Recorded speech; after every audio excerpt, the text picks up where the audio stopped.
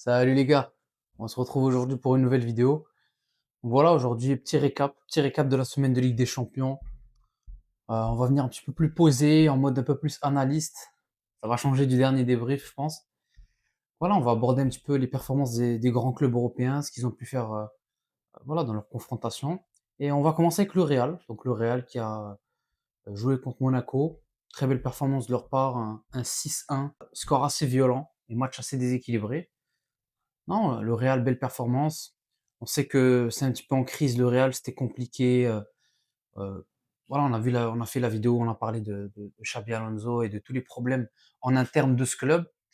Mais bon, contre Monaco, les joueurs se réconcilient un petit peu plus avec le public, que ce soit Vinicius, qui en avait bien besoin, lui qui s'était fait, siffler de manière assez virulente contre Levante, se rachète un petit peu dans ce match-là, fait une belle performance, un but, de passe D, propre. Mbappé, que j'ai vraiment aimé comme leader vraiment, encore auteur d'un doublé, mais surtout, énormément d'efforts, beaucoup, beaucoup d'efforts défensifs, des replis et cetera. Franchement, très, très belle performance. Bellingham que j'ai dans le jeu, j'ai pas énormément aimé, mais à évoquer parce que c'est la troisième star de ce Real Madrid et il met son but mine de rien et il se relance petit à petit. Donc voilà, moi j'espère que ce Real va quand même trouver la formule, mais c'est difficile. C'est difficile d'être assez optimiste pour ce club parce que voilà, moi j'ai pas envie de m'enflammer. C'est une belle victoire, mais c'est un Monaco malade. On sait que c'est un Monaco qui gagne pas. Avec Pocognoli, c'est compliqué, c'est difficile. Non, Monaco. Donc je sais pas si c'est une victoire par rapport à laquelle il faut énormément se réjouir, mais voilà, on va prendre et on va voir face à Villarreal demain. De toute façon, ça va être un gros test en Liga. Donc on va voir si le Real pourra rentrer un peu dans une belle phase et inverser la saison. On va parler bien sûr des rivaux ensuite, le Barça, qui eux, auteurs d'une prestation, notamment en première mi-temps, assez compliquée face au Slavia Prague. Voilà, sur un terrain un petit peu compliqué, il faisait froid, et cetera. Le Barça s'impose mine de rien quand même 4-2. Belle performance, quand même offensive surtout. Défensivement, toujours un petit peu des tocards, hein, les petits Catalans, toujours un petit peu friables défensivement, ça encaisse des buts. Ça encaisse des buts ce Barça. Moi, j'ai l'impression de voir quand même un Barça moins solide que la dernière saison. De manière générale, la dernière saison, le Barça était beaucoup plus bluffant, notamment sur l'aspect défensif. Cette saison, c'est dur, les gars, c'est dur. Ça encaisse des buts, le Barça. Et encore une fois, là, ils en prennent deux sur coup de pied arrêté. C'est dur. Heureusement qu'offensivement, t'as le talent. Que ce soit Fermin Lopez, voilà, qui met un doublé, très, très beau doublé d'ailleurs. Dani Olmo, qui met une sublime frappe. Ou encore Lewandowski, hein, qui est increvable. Voilà, même s'il met le CSC là sur le deuxième but de Slavia. Non, il est bon. Lewandowski qui claque son but aussi. Voilà, ça reste un Barça, voilà, un peu comme on a vu durant la majorité de la saison. Ça bouge pas beaucoup. Ensuite, j'aimerais aborder le Paris Saint-Germain, qui ont joué le Sporting. Bon, à la base, c'était pas une grosse confrontation sur le papier. Voilà, c'était assez déséquilibré, mais le PSG s'est fait surprendre. Ils ont quand même perdu face au Sporting 2-1. Moi, j'aimerais parler de cette performance, mais notamment parce que j'ai l'impression que c'est un Paris qui perd quand même plus de matchs que la dernière saison, qui voilà, c'est compliqué, tu sais, tout au long de la saison, on a dit: «Ils sont pas encore à 100, ils sont pas encore à 100, ils arrivent, ils arrivent, ils arrivent» et j'ai l'impression que c'est l'histoire de cette saison du PSG, hein. Tout au long de la saison, on a dit: «Ils sont pas encore dedans, ils sont pas encore dedans, ils ont pas leur titulaire». Là, j'ai l'impression qu'il y avait quand même beaucoup de quasiment toute l'équipe, hein, il manquait peut-être, Hakimi, mais il y avait quasiment tout le monde mais le truc, c'est que bon, ils ont dominé, hein. Ils ont dominé ce match, énormément de tirs, énormément d'occasions générées. Mais j'ai l'impression de revoir le PSG de la dernière sai du début de la dernière saison.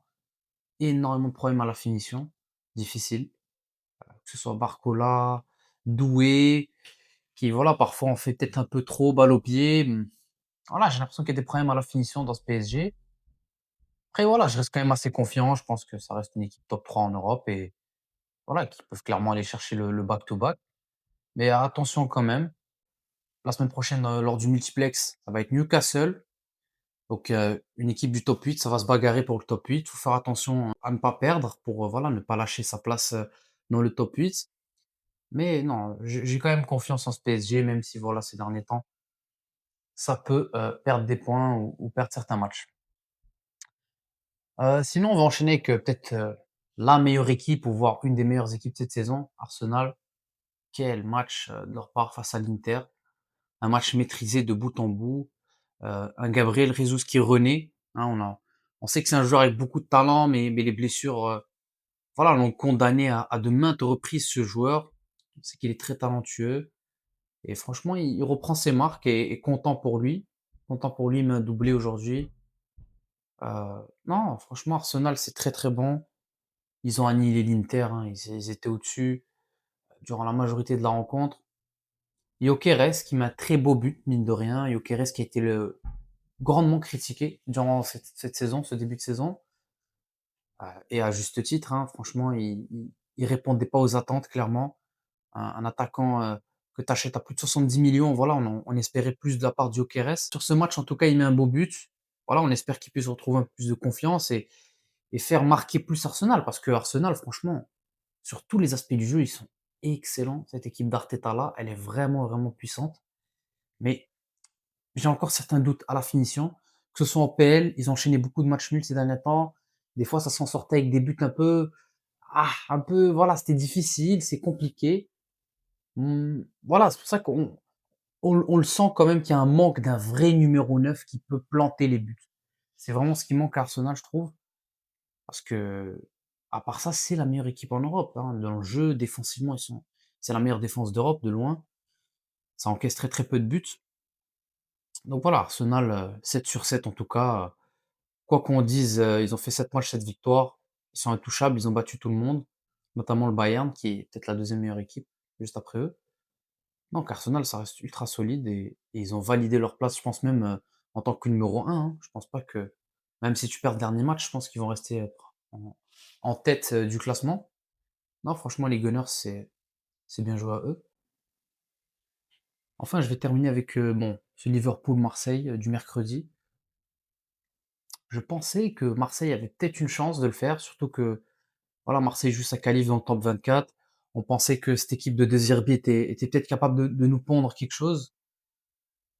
Compliqué, compliqué. Alors qu'ils ont eu des occasions. Moi, je pense que l'OM, il y avait des moyens d'aller faire mal à ce Liverpool. C'était pas un top, top, top Liverpool. Ça laissait des espaces. C'était pas le meilleur Liverpool, je trouve. Donc moi, j'ai envie de blâmer Marseille sur ce match parce qu'à la construction de jeu, à la finition, dans l'aspect technique, tu aurais pu être un peu plus précis et aller faire mal à ce Liverpool. Ça n'a pas été fait tout le match. Tu as des occasions, hein, notamment générées par leur numéro 1 Greenwood, qui fait un très bon match, qui est vraiment le meilleur joueur de la saison de Marseille. Ce point positif, franchement, il génère des occasions, que ce soit sur l'arrêt d'Alisson avec le rebond, que ce soit le centre qui donne à Ahmed Junior Traoré, qui voilà, elle est difficile à reprendre, mais c'est une des grosses occasions du match. C'est dommage, franchement, c'est un Marseille, voilà, moi je pensais qu'ils pouvaient au moins aller chercher peut-être le nul, mais non, loin de là. Heu, Ce Liverpool qui était un petit peu trop fort. Moi, j'ai notamment aimé la performance d'Ekitike, côté Liverpool. Quel joueur, franchement, Hugo Ekitike sur ce match. On peut dire qu'il a baladé Pavard, Benjamin Pavard, qui voilà, il voit pas le jour. Tous ses duels, il les a perdus quasiment face aux jeunes Français. Non, c'est fort Ekitike. L'action où il met sur la barre, ouais, non, non, franchement, il a plusieurs actions dans le match dangereuses. Même, belle activité, voilà, comme j'ai dit, il a fait mal à Pavard. Sinon, Dominique Szoboszlai, les gars, quel joueur! Je pense pour moi, c'est le meilleur joueur de Liverpool, depuis le début de saison, hein. C'est le mec le plus constant, même si c'est un Liverpool en crise quand même, et qui a perdu des points en PL et cetera. Waouh! Dominique Szoboszlai, les gars, quel joueur! Franchement, encore une fois, aujourd'hui, on a pu le voir, beaucoup franc, très intelligent de sa part, il le joue en dessous du mur. Sinon la passe justement qu'il met sur, c'est l'action d'Ekitike où il la met sur l'équerre. Quelle passe les gars! En fait, il reçoit la passe, hem, je pense de Joe Gomez, je pense qu'il casse une ligne, très, très belle passe. Voilà, il est dans le demi-espace, il se retourne super vite, boum, super passe en profondeur pour trouver Ekitike qui met sur l'équerre. Mais franchement, Szoboszlai, j'ai kiffé son match les gars, franchement, vrai milieu de terrain, beaucoup de qualité, juste techniquement, un bagage physique, franchement, rien à dire, hein. Gravenberch, j'ai apprécié aussi. Franchement, il fait de beaux retours défensifs. Voilà, il a des tentacules, le mec. À la récupération du ballon, c'est fort. Tu sais, il y avait une action dans la surface de réparation sur Gouiri. Franchement, il m'a surpris. Tu sais, il est là, il se couche, il est à terre. Boum, il se relève un peu, truc. Il chipe le ballon à Gouiri. Non, franchement, très très bien joué l'action. Et voilà, de manière générale, Liverpool mérite sa victoire et se met en très très bonne position. Je pense qu'ils ont quasiment assuré le top 8 normalement. Très très peu de chances qu'ils en sortent. Donc c'est bien joué pour les Reds, au moins un point positif dans leur saison. Sinon les gars, moi c'était tout pour moi. Je pense qu'on a fait le tour des gros matchs de cette semaine en Ligue des Champions. Sinon on va se retrouver pour de prochains débriefs, notamment le Real qui, comme j'ai dit, joue demain un match assez important en Liga face à Villarreal. Et voilà. Allez, ciao les gars.